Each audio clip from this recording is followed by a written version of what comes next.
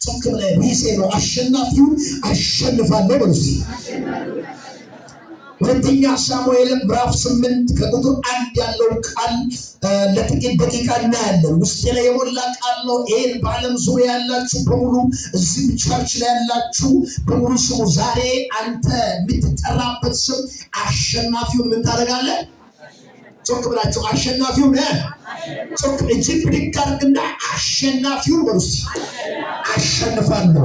ሁለት እጅ ብድግ አድርጉ። ሁለት እጆቻችሁን ከፍ አድርጉ። ልብርካችሁ በናዝሬቱ በኢየሱስ ስም ዛሬ እሑድ ቀን ላይ በ8ኛው ወር 2017 ይህ ዶክሜንት በእጃችሁ ይሆናል። እጅ በሚታወዛውዙ ሰዎች ቤት እያሸነፈ ያስቸገረ ኢኮኖሚ፣ እያሸነፈ ያስቸገረ በሽታ፣ እያሸነፈ ያስቸገረ ጦርነት፣ እያሸነፈ ያስቸገረ ድህነት፣ እያሸነፈ ያስቸገረ ሟርተኛ፣ እያሸነፈ ያስቸገረ መንገድ የሚዘገው እባቡን ታሸንፋል።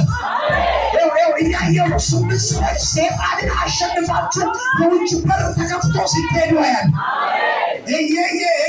አንድ ሰው አሜን ይበል። በር የሚዘገባችሁን አሸናፊን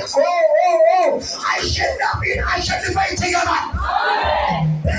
አንድ ሰው አሜን ድገምና አሸናፊውን አሸንፋለሁ በል።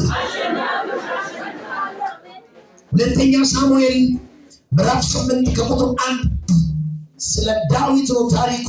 ስለ ፍልስጤማውያን ነው።